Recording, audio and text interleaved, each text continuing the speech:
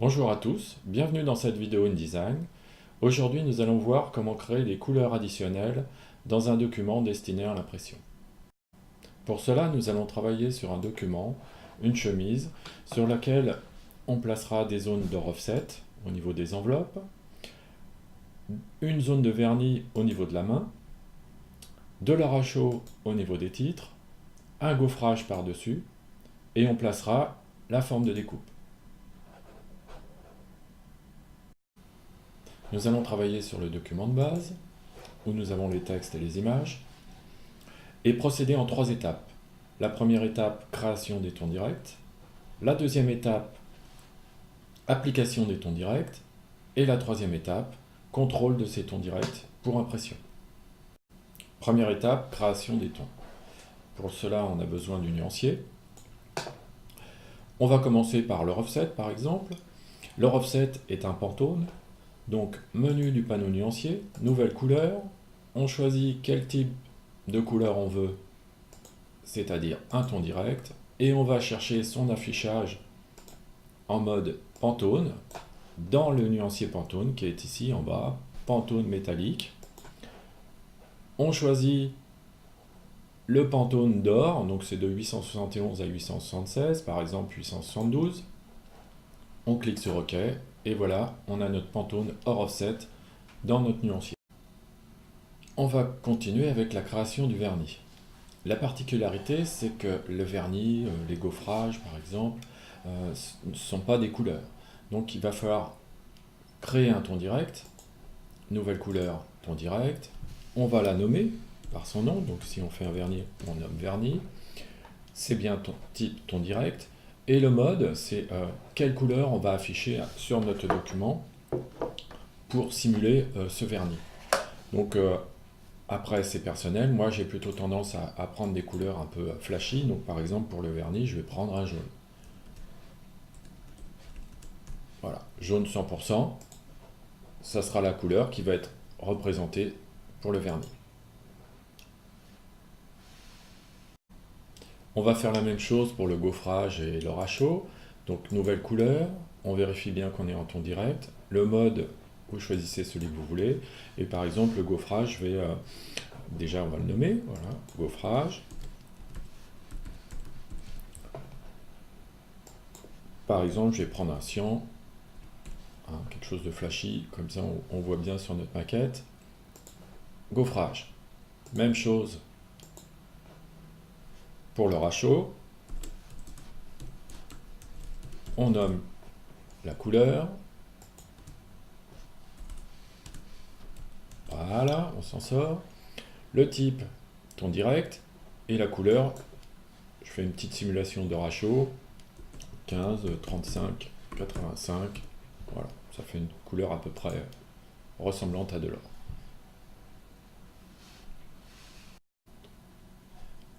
Passons à la deuxième étape, qui est d'appliquer les tons sur le document. Donc commençons par les titres. On sélectionne le titre en aura chaud. On l'a aussi sur le rabat. Voilà, c'est fait. Maintenant, pour le vernis, le petit souci, c'est qu'on veut l'appliquer sur la main.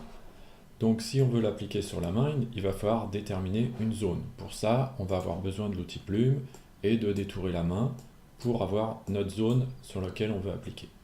Donc pour ce faire, j'ai déjà préparé la forme que je vais coller sur place et que je vais appliquer en vernis.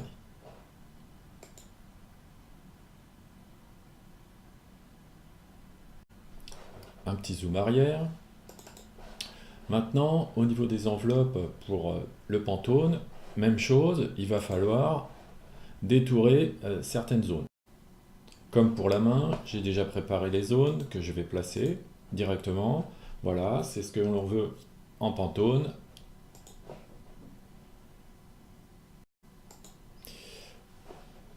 Pour le gaufrage, ça va se passer au-dessus de la chemise. Donc il va falloir dupliquer les textes de la chemise et passer en gaufrage. On sélectionne, on copie, on colle sur place et on va sélectionner le texte pour le passer en gaufrage. Donc là, on a bien le gaufrage par-dessus l'or. Si on vérifie, je déplace mon bloc, vous voyez, on a le gaufrage par-dessus l'or. Maintenant, on va importer la forme de découpe qui a été créée dans Illustrator. Donc j'ai déjà un bloc de préparé qui fait toute la surface de la chemise. J'importe une forme qui a été dessinée sur Illustrator. J'ouvre, la forme est placée, et vous remarquerez que le ton direct qui a été créé sur Illustrator s'est importé sous forme de ton direct découpe.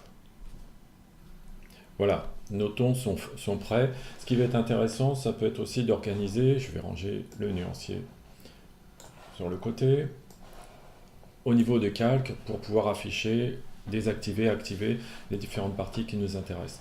Par exemple, la forme de découpe, je vais la placer sur un calque, découpe, voilà.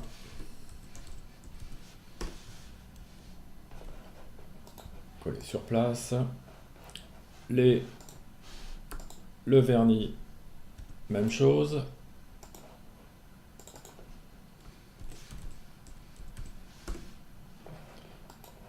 Sur place. Je vais désactiver découpe pour avoir accès plus facilement au texte de gaufrage que je vais placer ici sur un calque. Voilà.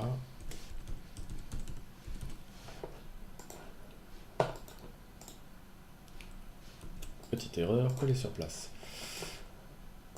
Voilà, on élimine au fur et à mesure et il nous reste l'offset que j'aurais pu grouper. Voilà. Qu'on va placer aussi sur un calque hors offset. 2F, c'est mieux.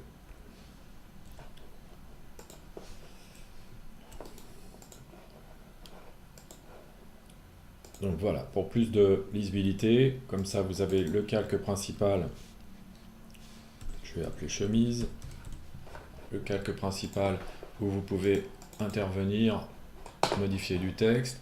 Alors bien évidemment, évitez de bouger la chemise, sinon il faudra recaler à nouveau au niveau du gaufrage et de leur offset. Donc ça, c'est des choses qu'il faut faire en général à la fin. Mais ça nous facilite la lecture du document, hein, le fait de pouvoir mettre tout ça sur des calques. Maintenant qu'on a réorganisé tout ça, on va pouvoir le ranger et passer à la troisième étape. Pour cette troisième étape, on va avoir besoin du panneau de séparation des couleurs.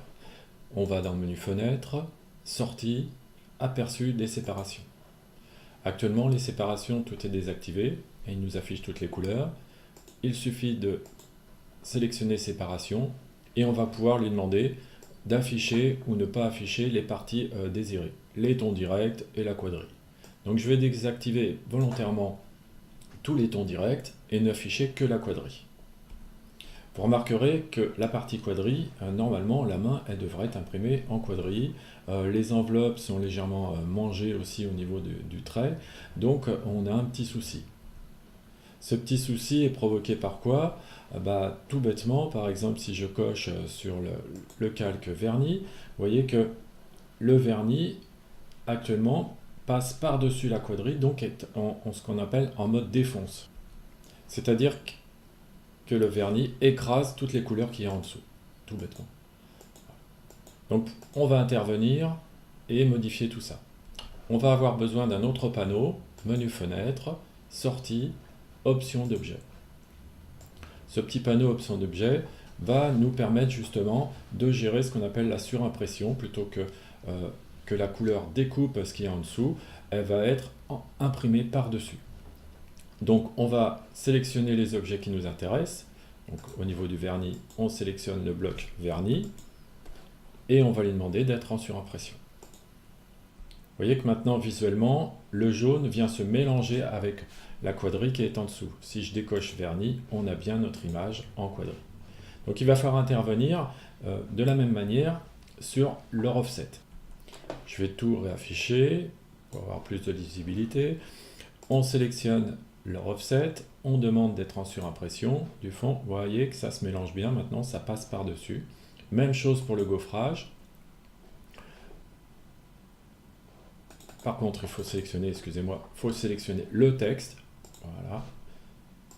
Le texte du gaufrage en surimpression. Alors optiquement, ça fait des choses un peu bizarres puisqu'il y a le jaune ou le bleu qui se mélange avec le rachot, le jaune du vernis qui se mélange avec la main, donc c'est pas très joli. C'est pour ça qu'en désactivant le calque vernis et gaufrage, on a déjà une vue plus réaliste de notre maquette pour pouvoir continuer à la travailler. On va faire un autre contrôle au niveau de la découpe. Si je désactive tous les tons directs sauf la découpe, voilà, on voit où est située la découpe, elle fait tout le tour. Je vais zoomer au niveau de la quadrille, donc la découpe passe au-dessus de l'image. J'enlève la découpe, vous voyez, la découpe finalement est en défonce, n'est pas en surimpression. Et comme la couleur découpe a été créée sur Illustrator, l'option d'objet de surimpression doit être réalisée sur Illustrator, sur l'objet Illustrator. Donc je vais réimporter un fichier modifié. Je vais aller dans mon panneau lien, où je vois que c'est la forme de découpe. Vous voyez ici, AI. On réédite le lien et je vais aller chercher la forme de découpe qui a été cochée en option surimpression. Donc je lui demande de remplacer et vous voyez que maintenant la découpe ne défonce pas l'image, donc est bien par-dessus l'image. Je réorganise un petit peu tout ça. Option d'objet, on n'en a plus besoin. Aperçu, je vais le mettre de côté. J'affiche tout. Voilà, tous les tons directs sont affichés. On va aller faire un petit tour du côté de leur offset. Donc je vais zoomer sur une enveloppe. Et actuellement, leur offset est en surimpression par-dessus le noir. Si je désactive la séparation, on voit bien que le bloc d'or offset qui a été détouré autour du trait assez rapidement passe par-dessus le noir. Donc il va y avoir une zone de mélange entre le offset et le noir et une zone avec le noir uniquement.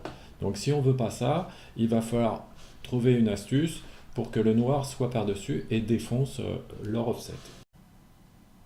Dans ce cas-là, ce que j'ai fait, c'est que j'ai séparé mon image qui est en arrière-plan en deux parties que j'ai positionnées sur un calque que j'ai appelé visuel. Donc on peut voir, voilà, sur ce calque visuel, j'ai mes deux parties de visuel, la main et l'enveloppe. Donc je reviens en arrière. Pourquoi en deux parties? Comme ça, la partie qui est dessinée au trait, je l'ai enregistrée en bitmap, TIFF, pour justement avoir de la transparence.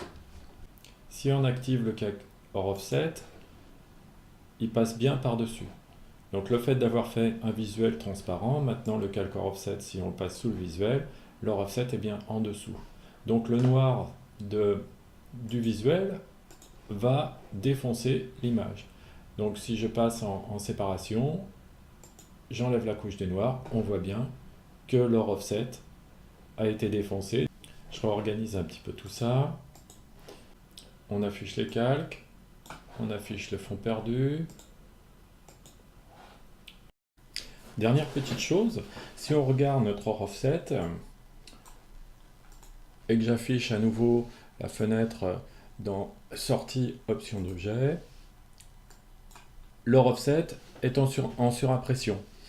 Finalement, on n'a pas besoin puisqu'il est placé en arrière-plan, on pourrait le décocher. On va le laisser comme ça pour améliorer encore le document en lui mettant un petit soutien de jaune. On va copier les blocs de offset. Ensuite, ceux qui sont déjà sur place, on va les passer en jaune, si mon ordi veut bien. Alors, quand je dis un soutien de jaune, c'est pas 100% de jaune, c'est jusqu'à 30%, c'est suffisant. Ça va redonner un petit peu plus de brillant à leur offset quand il va être par-dessus. Donc là, on a notre jaune qui va être imprimé avec la quadrille, donc on n'a pas besoin de le mettre en surimpression, on décoche surimpression, et par-dessus, on va venir coller sur place notre offset. On réaffiche tout. On peut fermer cette fenêtre. On réaffiche tout. Et voilà. Notre document est prêt à être enregistré en PDF impression. Actuellement, il est en visualisation sur impression, c'est-à-dire qu'on voit bien le vernis se mélange avec la main, la forme de gaufrage aussi sur l'or à chaud. Pourquoi? Parce que dans le menu affichage, on a aperçu de la surimpression qui est coché. Si on le décoche, on voit les couleurs vives. Si on le coche, ça se mélange, c'est en mode surimpression. Merci d'avoir suivi cette vidéo et à bientôt!